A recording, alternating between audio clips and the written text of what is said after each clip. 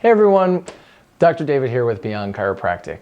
And we're here for part 2 of our mini-series on living optimally, where we're going to share different strategies for how you can do that, some that I use and some that are just going to be suggestions for you that may resonate. So this week we're going to talk about journaling. So last week we talked about exercise and play. This week we're going to talk about journaling. And I carry a simple journal like this. It's a little moleskin journal. Keep a little table of contents in it. And I also, just kind of put in a daily entry and different things like that. That aside, why journal?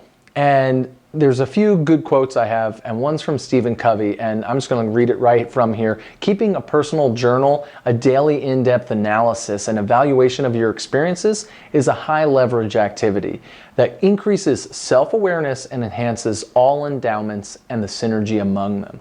So what does that mean? Well, one, if you're going to study anyone in history and in life, it should be yourself. Think about how you're doing things. Are we doing the same things over and over again, expecting different results? What are our experiences teaching us? What can we learn from them? We talk a lot about that kind of stuff in the office. What are not just our physical pains trying to tell us, but what are our physical experiences trying to tell us? If the same things keep occurring in our life, are we on the same pattern? Are we stuck in the same loop? And journaling helps us to see that. It helps us to kind of keep track of where things are going. But it also does a lot more. So let's get right into that. So some of the benefits of journaling are improved memory and IQ, self-discipline, the ability to heal, right? As you're writing these things down, you're working it out in your brain, you can begin to heal past grievances that you've had against yourself and with others.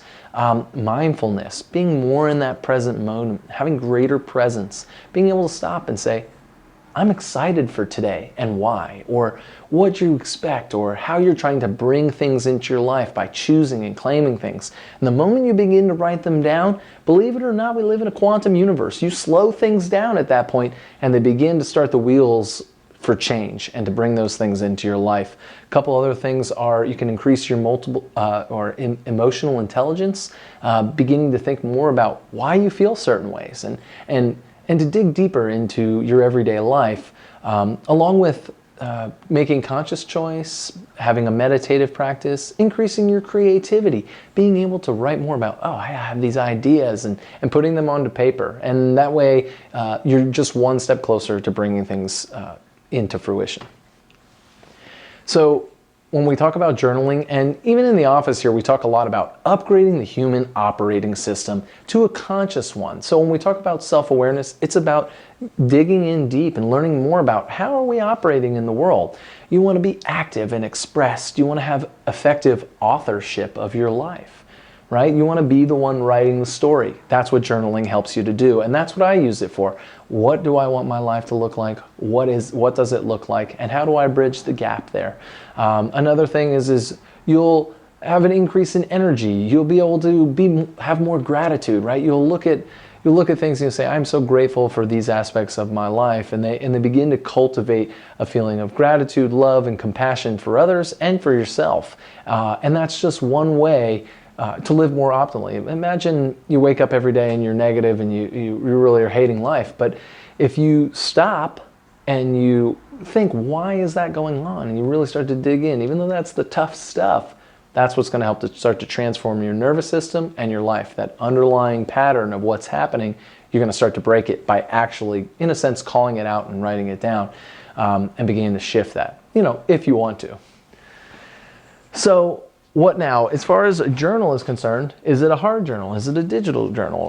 Are you typing it out? Are you using a blog? Maybe you're doing a video journal. That's cool too. However, whatever you need to do to get that out, because we don't always have someone to talk to, and talking to ourselves is going to be okay, because we're sending out energy and information that is going to be received somewhere and going to come back to us, right? There's a thing called the boomerang principle, and the energy that you put out is the same energy that comes back to you, and often tenfold. So you can cultivate that different energy, and your thoughts are a directed tool for that energy. And when you're healthier and you have healthier energy, you're going to have healthier thoughts, okay? That the power to manifest more is going to be there for you. And again, journaling is one of the ways that I do that.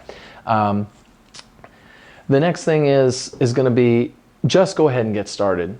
You can write about daily happenings, affirmations, quotes. You can listen to different people talk and write what they write down. That's what I use my table of contents for. Whenever I do something other than a general entry, like how I'm trying to frame the day or talking about things that happened that day in my journal, I may listen to somebody talk on YouTube, or I might go to an event and hear somebody talk, and I'll use my journal to pen some of that stuff in. Also, one of the things I love to do with my journal is when I'm reading a book, especially a self-development or personal development book, they give you little exercises at the end. And I used to be one of those people that never did those exercises. You know, it might be the end of a chapter or something like that, or right in the middle of the chapter.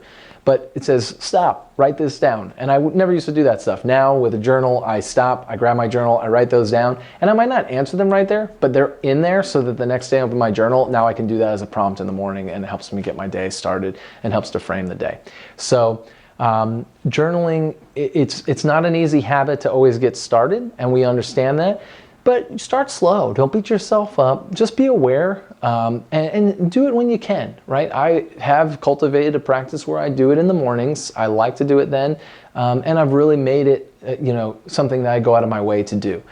So it does require some effort, and at the same time, it doesn't have to be perfect, and there's no right or wrong way to do it. So just getting started is what's important.